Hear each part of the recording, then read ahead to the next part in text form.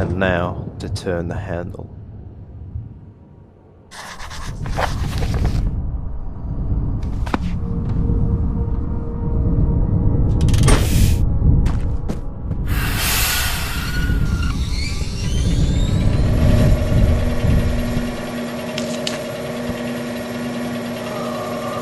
Cornered like a rat. Deja vu. At least this one's made of solid metal.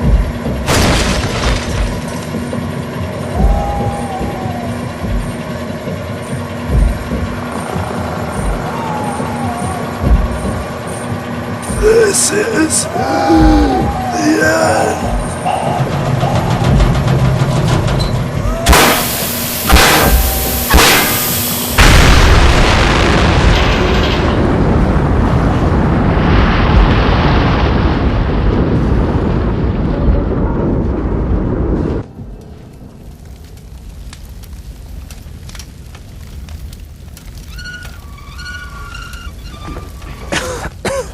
So much for German engineering.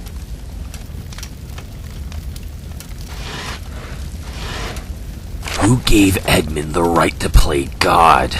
To torture and reach...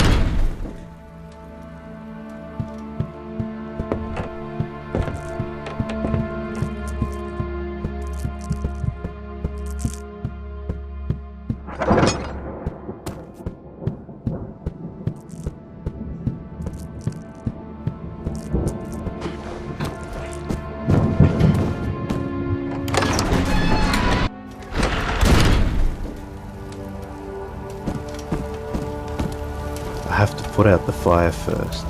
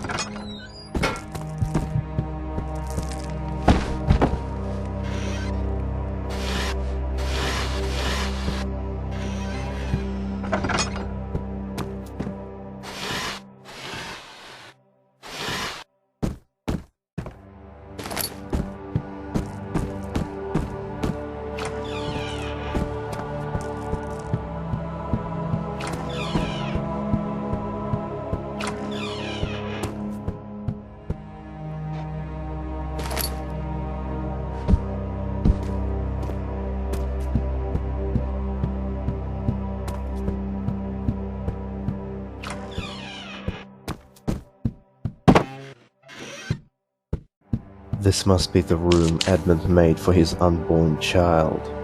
How tragic.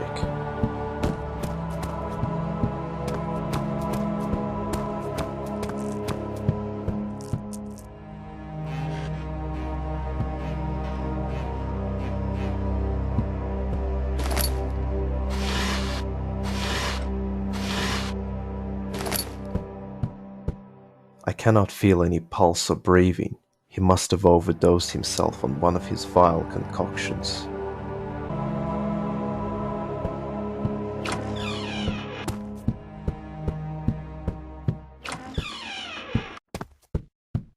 The play has finally ended, and the curtain is now closed. All my life, I have followed the path of God, doing what I believed was right, and had been rewarded with nothing but betrayal, pain, and misery.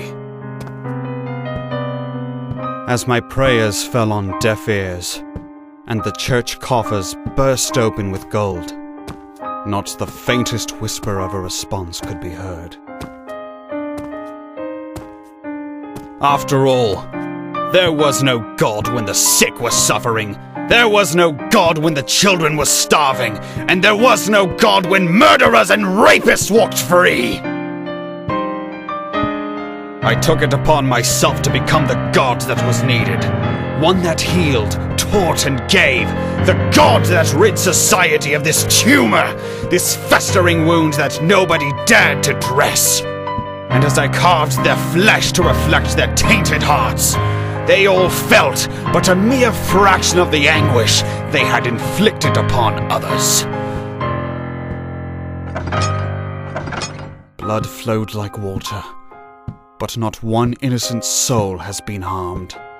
Not one mother wept for her child.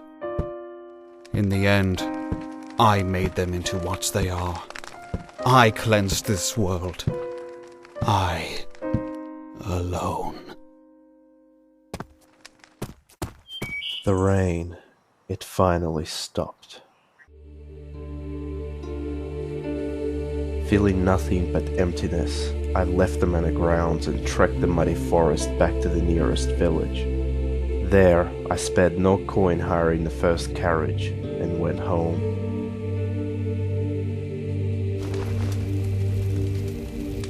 Following a week of depression and insomnia, I remained uncertain about how I wanted to close my last case. I couldn't decide whether I should turn in the evidence I gathered or purge it in the fire.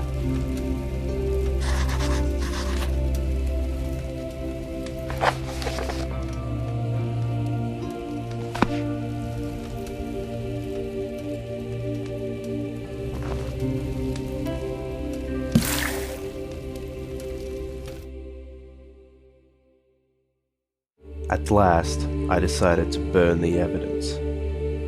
Edmund always fought for a better world by any means necessary, and no matter the price. He offered salvation to those in need and eliminated ones that threatened his interpretation of utopia. After all, I do not feel any sense of grief or compassion for the rapists, killers, and drug dealers he tortured. They all had it coming, and they all got what they deserved. As the dungeons filled with blood and bone caved in, and the manor burned down into ash, the authorities charged the local gang with arson and murder. As per Edmund's will, the manor was reconstructed into an orphanage, funded by his shares. His body was then preserved in a glass coffin, sealed away in the tomb right next to his wife. This marked the end of the Atonement and the epilogue of my career.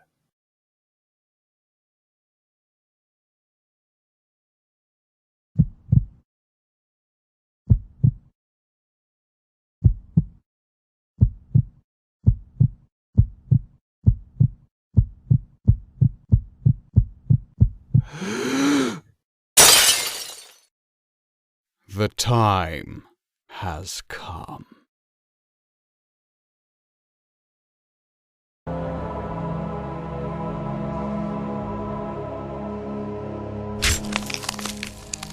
just to be sure.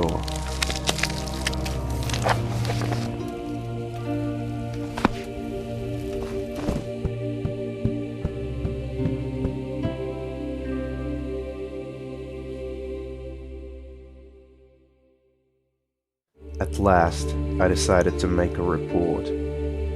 Edmund was a noble man in the past, but the trauma of losing his wife broke him. He became a shell of a man he used to be, hateful, self-righteous, and violent. His victims may have been criminals, but kidnapping, torturing, and killing them made him just as awful, if not worse. He was no blind justice, and he had absolutely no right to do what he did. The whole nation was in an uproar when I testified on the horrors he had committed. Despite all, in light of Edmund's former glory, the Crown had chosen to fulfill his will. The manor was reconstructed into an orphanage funded by his shares.